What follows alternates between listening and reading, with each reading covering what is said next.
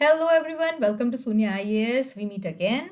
Guys, today in this series of our revised prelims through MCQs, we are going to deal with the chapter of DPSP.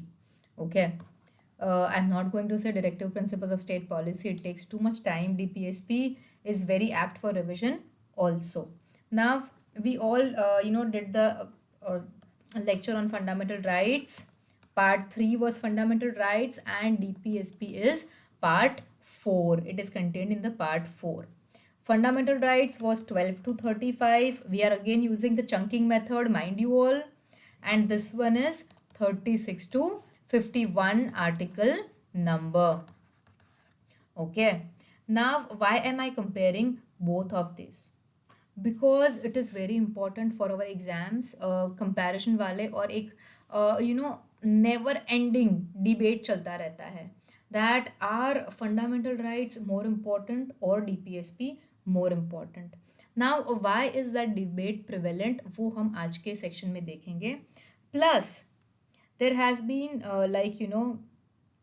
वो tennis खेलते हैं ना, the ball is in your court, then I hit it with my racket, now it is in your court. तो वैसे ही parliament और judiciary, इन दोनों के बीच में there has been some friction about the implementation of DPSP and fundamental rights, and similarly there has been some of the issues in terms of the balance between DPSP and fundamental rights. सो ये तो आज detail में समझेगी ही. उसके साथ साथ let me tell you the gist of it. भाई DPSP जो है वो गवर्नमेंट ने क्यों बनाए हैं. Why has the government come up with DPSPs? Okay, now the name suggests that it is going to help the state, है ना, frame policies, make rules. Our country is a democracy. Okay, plus when the country got independence, poverty, illiteracy, okay, was prevalent. The health parameters were really in a bad state. So the government had to think about everyone. Okay, the poorest of the poor also, and they had to give some kind of protection to people. Okay, but when our country got independence, we were not so much financially sound. We did not have so many resources to take care of everything. So this list was made. It was not made actually, it was adopted. Okay, it resembles something called instrument of instructions. Instrument of instruction that was made under the Government of India Act 1935. So DPSP is for the collective good, है ना. It will say, for example, it will talk about avoiding concentration of wealth. And fundamental right जो है, it gives me freedom to choose my own profession. It gives me life and liberty वाला freedom, so that I can do my own thing और मैं wealth का concentration करके मेरी life अच्छे से जी सकती हूँ. Okay, so this is a very basic idea from your daily example that I have given you. Now let us just look at the MCQs. MCQs देखने से पहले we always talk about a few basic details.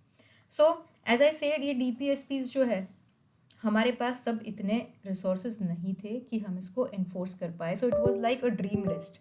आप सबके पास भी list होगी कि यार अगर UPSC निकल गया तो मैं ये चीज़ें करूँगा, है ना. Someone will think I'll buy gold bangles for my mom. Someone would think that I'll take my parents for a foreign tour.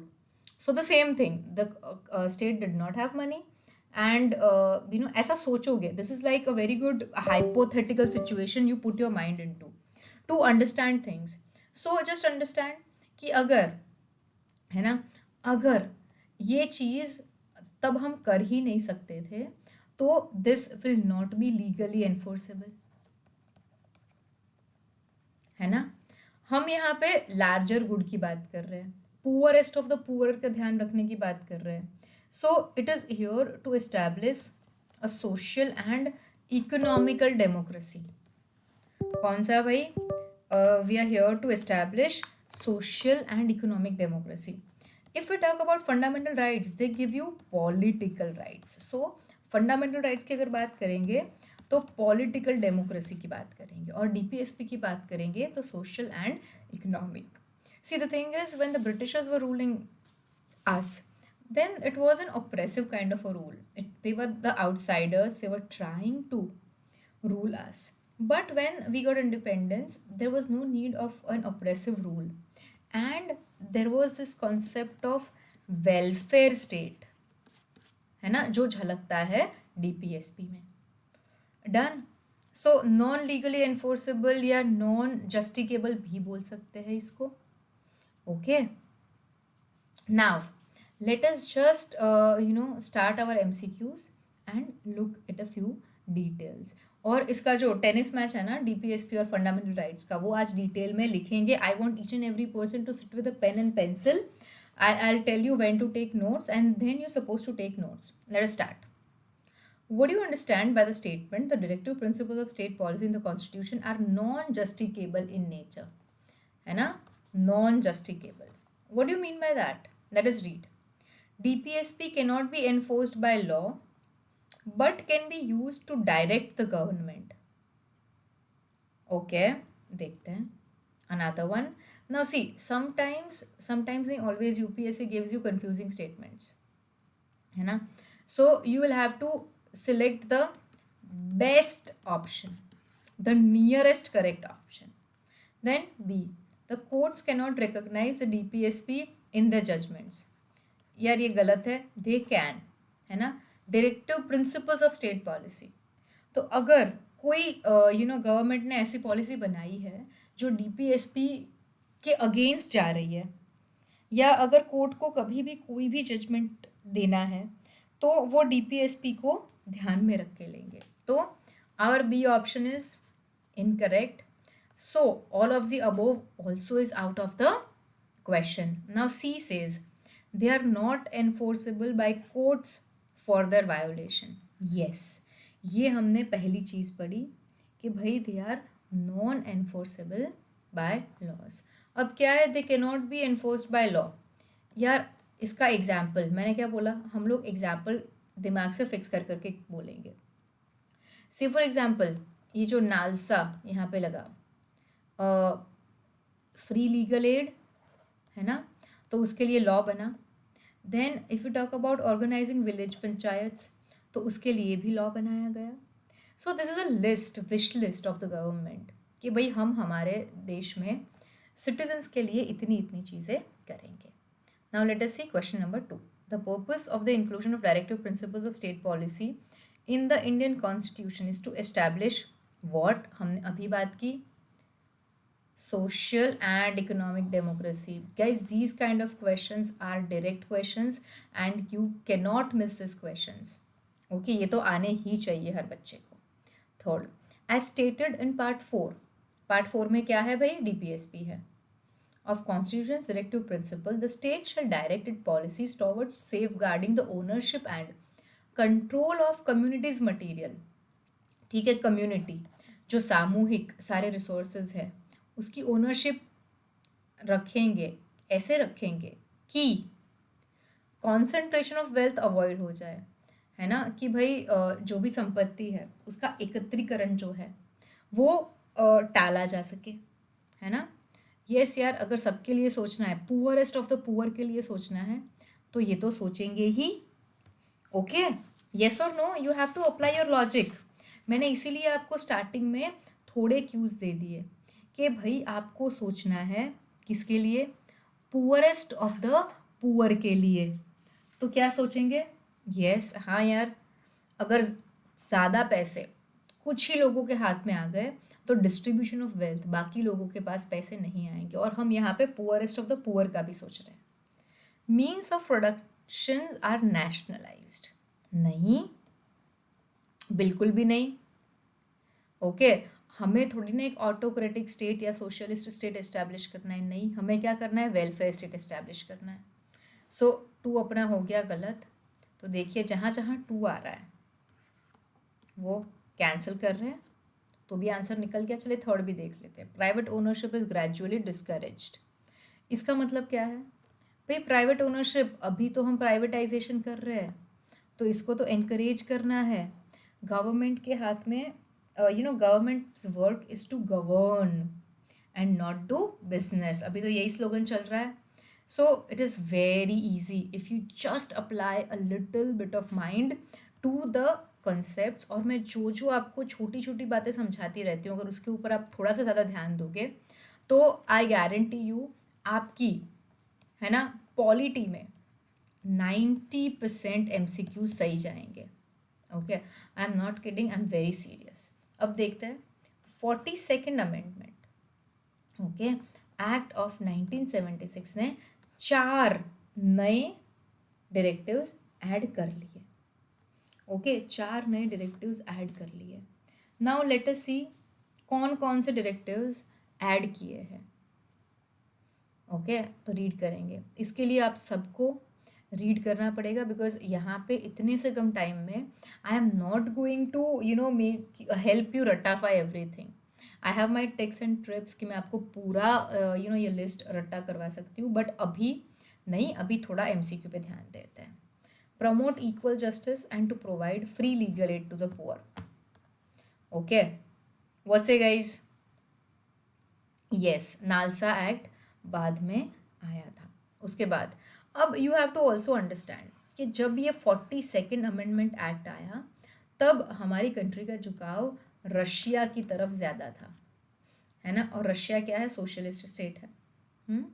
तो यहाँ पे हम सोशलिस्ट स्टेट जैसी पॉलिसीज़ लाना चाहेंगे. अब देखते हैं. और promote voluntary formation, autonomous functioning, democratic control and professional management of cooperative societies. Guys, ये कहीं से भी सोशलिस्ट लगता है आपको? नहीं, है ना. इसकी बात हम लोग आगे करेंगे कि ये कैसे ऐड हुआ, कहाँ से ऐड हुआ, बट फॉर नाउ नहीं, है ना. आगे, secure for all its citizen.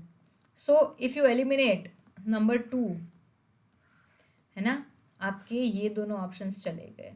सो अब आपका 3 और 4 दोनों में से एक ही करेक्ट हो सकता है. So let us see from that perspective. Secure for all its citizen, uniform civil code throughout the country. Guys, आपको पता होना चाहिए ये जो है वो ओरिजिनल कॉन्स्टिट्यूशन में प्रेजेंट था, इसको ऐड नहीं किया गया है. डन. सो जहाँ पे 3 आ रहा है वो भी गलत हो रहा है. Take steps to secure the participation of workers in management of industries. Yes, so हमारा आंसर आ गया 1 and 4. Now guys let me tell you, हमारे जो फंडामेंटल राइट्स एंड DPSP है ना, DPSP है, उनमें total 4 times, I right it for you, आपको नहीं लिखना है ये, है ना, सिर्फ सुनिए आप. 4 टाइम्स चेंज किया गया. एक था 42nd कॉन्स्टिट्यूशनल अमेंडमेंट एक्ट, इसमें 5 पॉइंट ऐड किए गए. Okay, the first one was 39 number का article, to secure opportunities for healthy development of children. भाई चिल्ड्रन के लिए सोचा गया उनका healthy development. Then free legal aid for the poor 39A. उसके बाद भाई वर्कर्स जो है वो मैनेजमेंट में पार्ट लें, 43A है वो वाला. उसके बाद to sorry guys, then to protect and improve the environment to safeguard forests and wildlife. यहाँ पे एनवायरनमेंट की टेंशन हो गई यार, अभी पोल्यूशन बढ़ रहा था, है ना. फॉरेस्ट एंड वाइल्ड लाइफ को प्रोटेक्ट करने की बात की गई. देन इसके आगे चलते हैं. और 44th, 86th और 97th जो अमेंडमेंट है उससे सिर्फ और सिर्फ, है ना, एक एक चीज़ ऐड की गई. सो माय बैड, 42 में 4 चीज़ें आएंगी, है ना, 5 नहीं 4 चीज़ें आएंगी. Done. Sometimes when I am talking very fast I get a little bit carried away, but ये 42 इनिशियल याद रखो और 4, है ना. नाउ 44th अमेंडमेंट से क्या ऐड हुआ? Minimise inequality. क्या करना है? मिनिमाइज करनी है इनइक्वालिटी. 44, है ना. 86 में क्या? 45 नंबर का जो हमारा DPSP था, आर्टिकल नंबर 45, उसका सब्जेक्ट मैटर चेंज किया गया बिकॉज 21A में RT लगा के 6 to 14 ईयर्स के स्टूडेंट्स जो है उनको कंपलसरी एजुकेशन की बात कर ली। तो यहाँ पे early childhood care until the kid is 6 year old लगाया गया। 97 से कोऑपरेटिव वाली चीज़ आई जो यहाँ पे 43B लिखा हुआ है, this one. Okay, so this is very easy, very simple. ये छोटी छोटी बातें याद रखनी है, ये वाला लिस्ट तो आप एक याद रख ही लीजिए। Now question number 5, as per the constitution of India the directive principles of state policy क्या है ना, requires legislation for their implementation. Yes, law चाहिए ना हमको इनको इम्प्लीमेंट करने के लिए।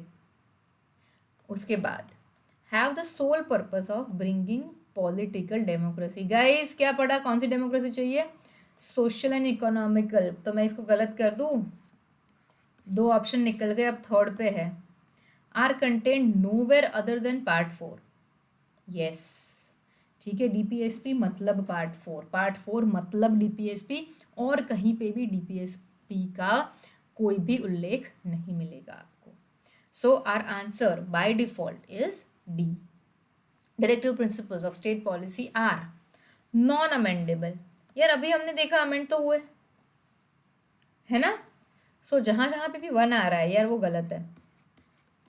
सी guys, instant answer, non justiciable in nature, yes they are non, or fundamental in the governance of the country। yes, now in the comment box you have to write कौन से article number में लिखा है that they are DPSP are fundamental in the governance of the country।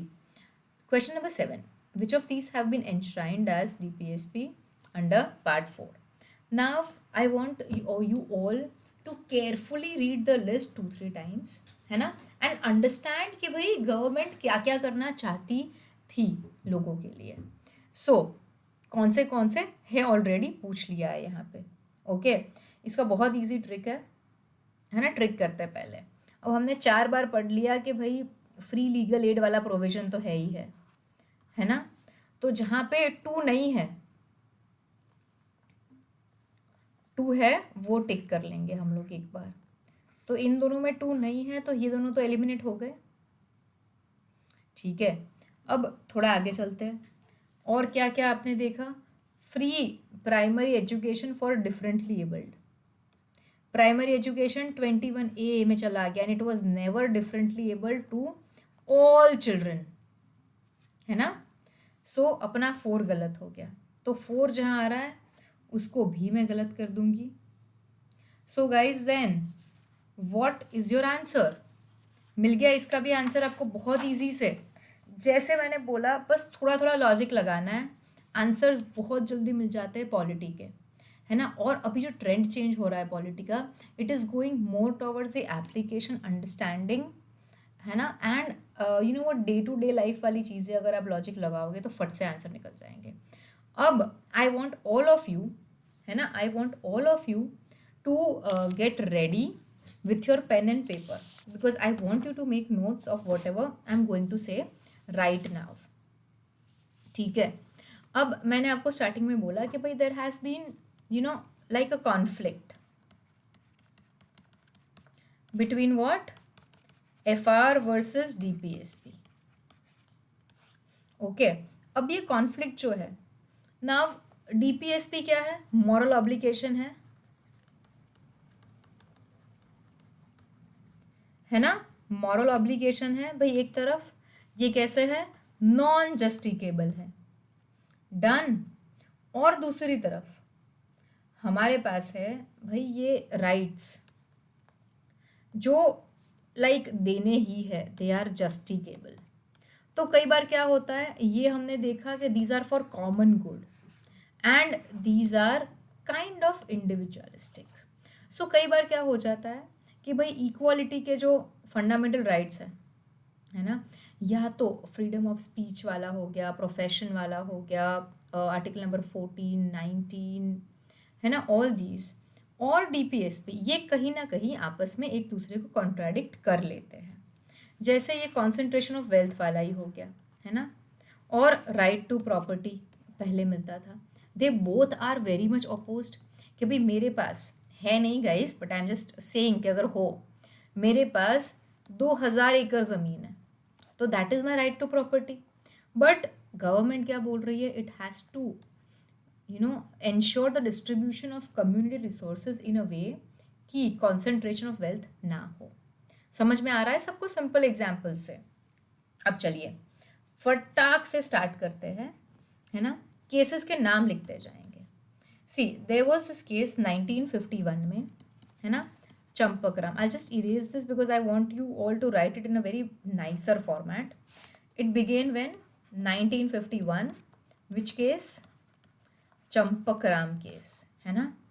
इस case में government ने क्या बोला? Now I am going to put sign language वाली चीज़ है. फंडामेंटल राइट्स, है ना, को ज़्यादा इम्पोर्टेंस दिया गया कि अगर इन दोनों के बीच में कभी भी चूज़ करना है तो फंडामेंटल राइट्स को ज़्यादा महत्व दिया जाएगा. अब जैसे ही कोर्ट ऐसा कुछ बोलेगा, है ना, तो इसके साथ साथ क्या बोला था इन्होंने कि भाई पार्लियामेंट जो है वो फंडामेंटल राइट्स को अमेंड ज़रूर कर सकती है. तो जैसे ही जब भी जुडिशरी ओवर पावर करेगा, कोई ऐसा वाला इम्पोर्टेंट जजमेंट देगा, तो पार्लियामेंट है वो हमेशा रिएक्ट करेगा. तो इस जजमेंट के सामने 1951 में, 55 में और 64 में first, fourth and 17th amendment act लाके ओके फंडामेंटल राइट्स में ही चेंजेस कर दिए गए. देन कम्स, तो इन लोगों ने क्या कर दिया कि भाई फंडामेंटल राइट्स में ही चेंजेस कर दिए so that they can implement DPSPs properly. अब आते हैं हमारे Golaknath. Okay, now comes the Golaknath case. Golaknath case मतलब आंख बंद करके सबको एक चीज़ याद रखनी है, इसमें एक ही जजमेंट आएगा. फंडामेंटल राइट्स आर कैसे sacrosanct. What does a sacrosanct thing mean? कि भाई जैसे भगवान ने भेजे हैं कि भाई फंडामेंटल राइट्स जो है उसको तो चेंज आप कर ही नहीं सकते, है ना. आप कोई भी फंडामेंटल राइट को चेंज कर ही नहीं सकते इन नेचर. ठीक है, तो भाई यहाँ पे जुडिशरी ने फिर से बोल दिया कि भाई फंडामेंटल राइट्स आप चेंज नहीं कर सकते. सी नाउ यू आर सीइंग, यहाँ पे जुडिशरी एक पॉइंट ले गया, यहाँ पे पार्लियामेंट अगेन जुडिशरी टुक 1 पॉइंट. अगेन इसको ज़्यादा इंपॉर्टेंस मिल गई कि भाई इसको तो आप चेंज ही नहीं कर सकते, कुछ भी हो जाए. So again parliament will react to it. Parliament ने 24th और 25th अमेंडमेंट कर लिया. Now the 25th amendment inserted article 31C. 31C क्या बोलता है? उसका फर्स्ट कंपोनेंट है कि अगर कोई भी लॉ बन रहा है, 39B और C, ये कॉन्सेंट्रेशन ऑफ वेल्थ अवॉइड करने वाले आर्टिकल्स हैं, है ना, कि इम्प्लीमेंटेशन के लिए अगर कोई भी लॉ बन रहा है और वो 14 और 19 नंबर के फंडामेंटल राइट्स आर्टिकल नंबर्स है को अगर कॉन्ट्रावील कर रहा है, उसको ना कॉन्ट्राडिक्ट कर रहा है, तो क्या होगा भाई, ये जो है वो, है ना, कैंसिल नहीं होगा. ओके, और उन्होंने ये भी बताया कि भाई ये जो है वो जुडिशरी में जाएगा भी नहीं. ठीक है, ये जुडिशरी में जाएगा भी नहीं. सो यहाँ पे क्या हो गया? Parliament got 1 more point. So आगे क्या होगा? अब judiciary will try to score a point. So उसके बाद आ गया अपना Kesavananda Bharati case. Kesavananda Bharati case, always remember 1973 plus basic structure evolve हुआ यहाँ से कि भाई कॉन्स्टिट्यूशन का जो भी बेसिक फंडामेंटल स्ट्रक्चर है ना, जो भी हमारे कॉन्स्टिट्यूशन बनाते हुए जो 4 फादर्स ऑफ द कॉन्स्टिट्यूशन बोलते हैं, उनका जो विजन था वो कॉन्ट्राडिक्ट नहीं होना चाहिए. सो इसने क्या बोला कि भाई ये सेकंड वाला नल एंड वॉइड हो जाएगा because everything will come under judicial review, because judicial review जो है वो बेसिक स्ट्रक्चर का पार्ट है. और जो फर्स्ट आर्टिकल है ठीक है, उसको रहने देते हैं. So here what happened, again judiciary 1. उसके बाद on number 6, see I'm just trying to give you a sequence. Okay, what happened now? What will happen? You tell me. Parliament will react. So they enacted the 42nd okay, amendment act. So यहाँ पे judiciary ने क्या बोला कि भाई ठीक है, आप 39 बी और सी को प्राइमेसी दे सकते हो over fundamental right 14 and 19, but in the 42nd constitution amendment the parliament said कि भाई not just 39 B and C, primacy will be given to all DPSPs. Okay, however और उन्होंने 14 19 सिर्फ 31 की बात नहीं की। हाउएवर मैं 7th नंबर यहाँ पे लिख रही हूँ।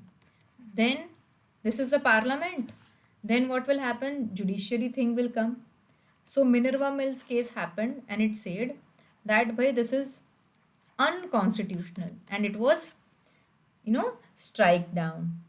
Now in this case the judiciary also said that the most important part of our constitution is a fine balance between DPSP and fundamental rights.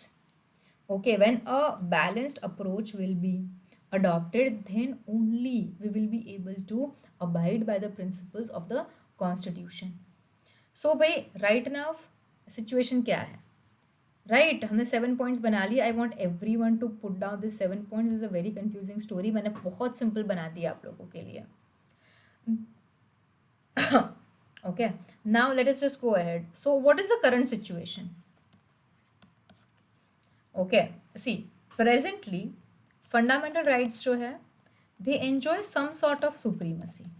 Okay, ये कहना गलत नहीं होगा, but at the same time fundamental rights can be amended to implement DPSP, है ना। Fundamental rights को amend कर सकते हैं अगर कोई DPSP को इम्प्लीमेंट करना है तो, बट अपना एक ही कंसर्न है कि भाई बेसिक स्ट्रक्चर को कोई भी हानि नहीं होनी चाहिए। Now come on, you have to answer this question for me. 42nd Constitutional Amendment gave precedence to fundamental rights over DPSP। नहीं गाइस, पार्लियामेंट हमेशा DPSP के साइड पे थी। सो ये तो यार गलत हो गया। हुआ कि नहीं हुआ? आंसर मिल गया, पर हम सब पढ़ेंगे। Fundamental rights conferred by article 19 were accepted as subordinate to directive principles specified in Article 39 and C. Yes, Minerva Mills case. The Supreme Court also held that the fundamental rights have precedence over DPSP. अभी I have told you the entire story, है ना? So you will have to tell me is this correct or not. हमने Minerva Mills का क्या देखा था? What happened in Minerva Mills? It said that there has to be a balance, right? There has to be a balance between these two. तो precedence तो दिया ही नहीं. So can I say even this one is incorrect? Done. So our answer is only 2. Now such questions are very confusing if you don't understand the concept or the gist of the entire matter. Now let's go to question number 9. Which of the following illustrates the DPSP in action? Okay, like इनमें से कौन से ऐसे options हैं जो DPSP में लिखे हुए थे and then the government enacted things to implement it. So let us just go. Central Administrative Tribunals. Are you serious? ये किस चीज़ के लिए है? गवर्नमेंट एम्प्लॉयज़ के ग्रीवियंसेस रिड्रेस करने के लिए है. So I am going to cancel everything that has one. So I arrive to my answer. Legal service authority, yes, NALSA 39A. Then 73rd Amendment Act.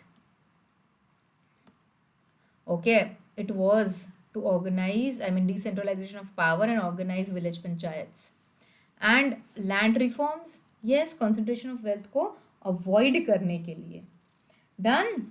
So this is how you solve these questions. See, prima facie they look a little bit difficult, but if you have conceptual clarity, then I don't think you have anything to fear. Now let us go a little bit ahead. Question number 10. Which of the following is or are true regarding DPSPs? Okay. The constitution contains 3 categories of DPSP, namely socialist, Gandhian, liberal. Looking at this point, most of the students will take correct here. But it is not correct, guys. The constitution does not contain three categories. The constitution contains DPSP in part 4. There is no further subcategorization.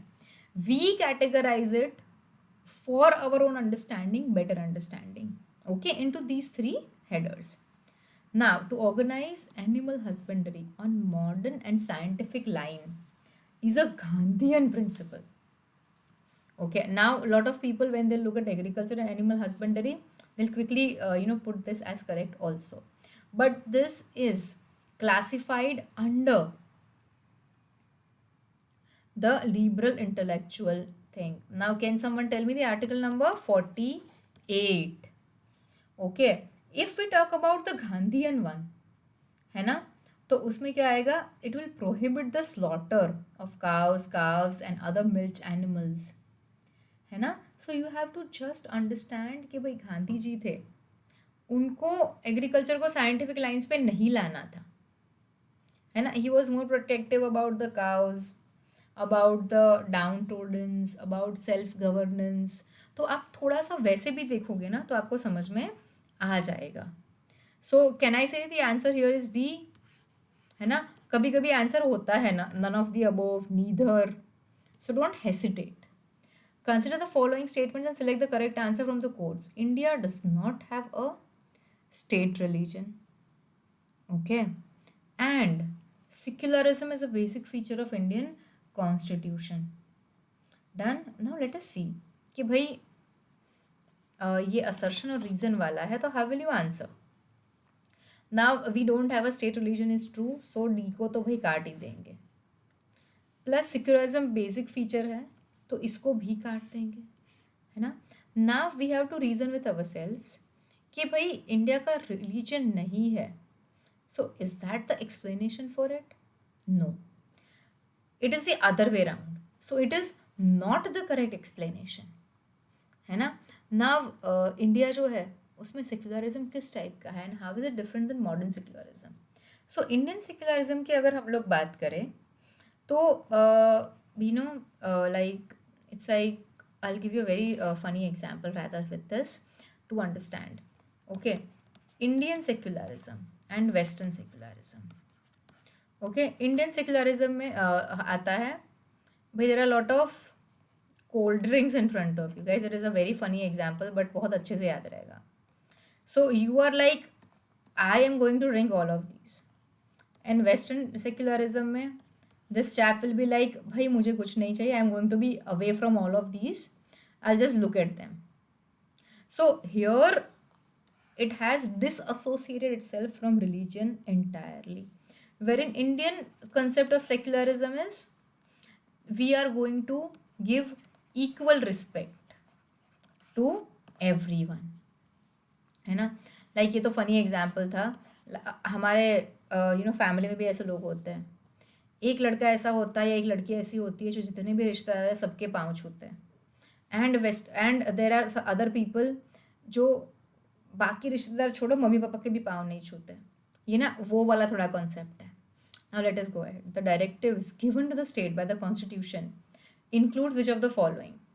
Okay, Hindi language का spread करना है. Okay, this we all should know because अभी 2-3 साल से काफ़ी debate में चल रहा था, अभी नहीं चल रहा, but this we should know कि भाई डायरेक्शन तो दिया हुआ है ना? To secure for all its citizen uniform civil code, article 44, है ना? I always think of these two guys wearing the same clothes, uniform civil code. It's how funnily I remember things, and I also advise my students, and they always come smiling out of the examination hall कि ma'am question और options देख के आपके sentences दिमाग में घूम रहे थे. To provide adequate facilities for instruction in the mother tongue at the primary and secondary stages of education. Guys, what say mother tongue article 350 में है, 4 में नहीं है, पार्ट में. Okay, then to promote science and technology for development. Guys, are you serious? Science and technology? Nahi. So the answer is only 1 and 2. So guys, we are done for the day. Thank you very much for being with me till the end. If you found this video helpful, please like it, share it, and subscribe it. Thank you very much.